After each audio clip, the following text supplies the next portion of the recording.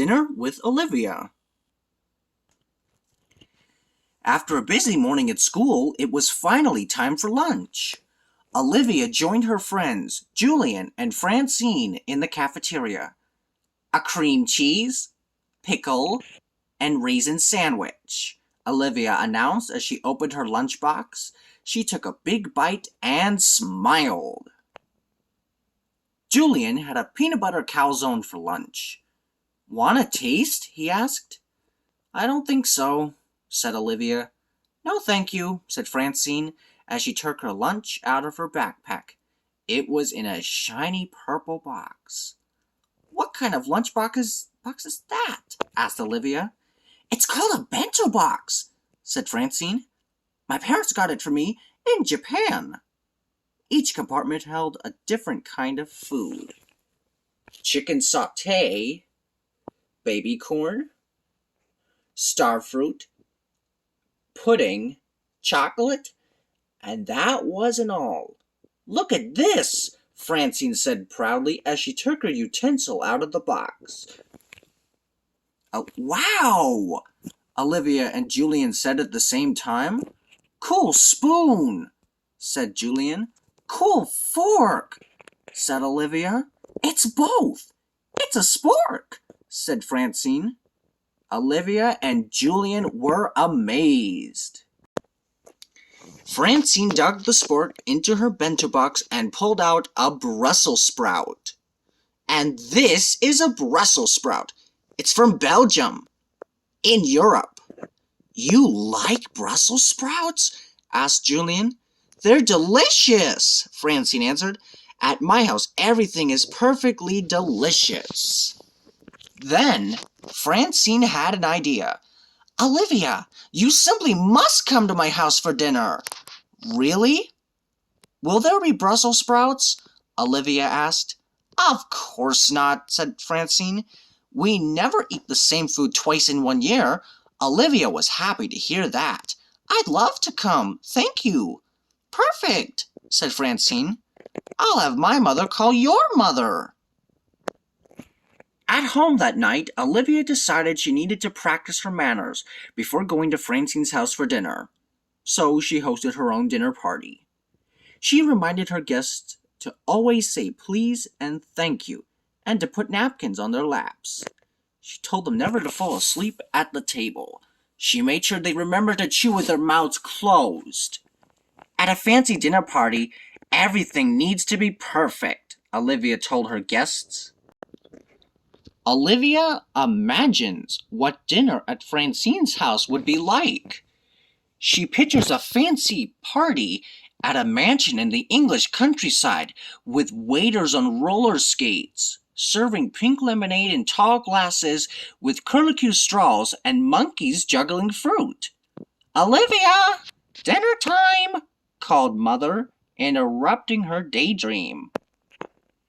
At the dinner table, Olivia's brother Ian slurped his spaghetti, splattering her dress with tomato sauce.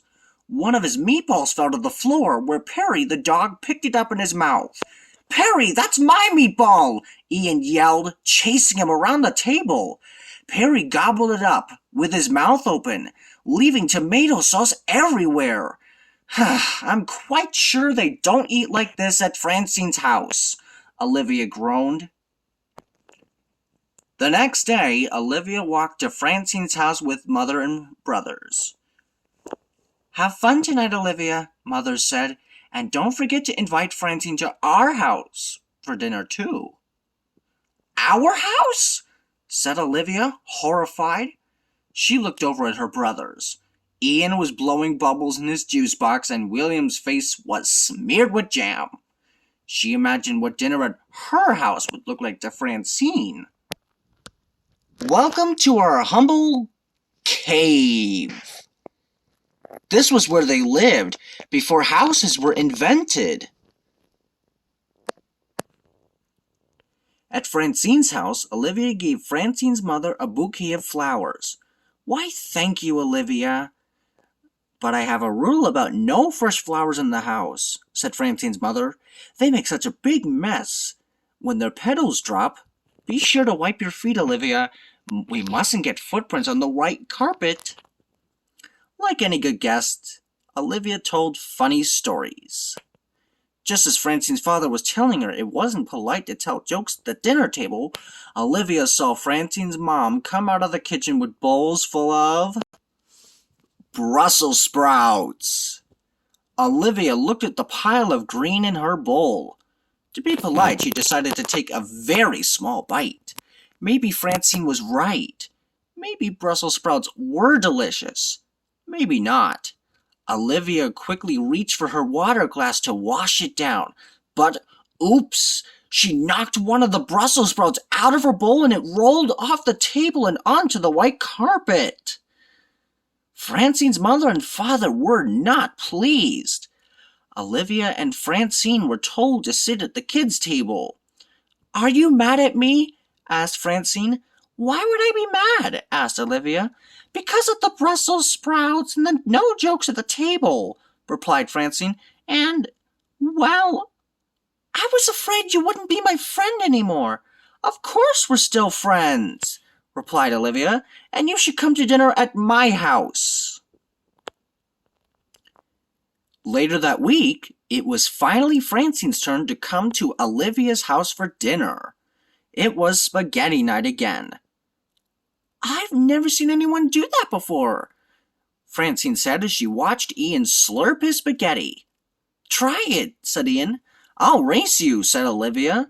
Turns out Francine was a natural. That night, as Mother tucked her into bed, Olivia had one thing on her mind.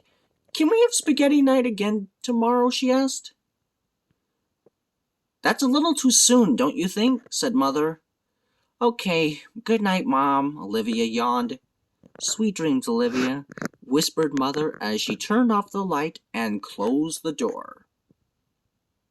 The end.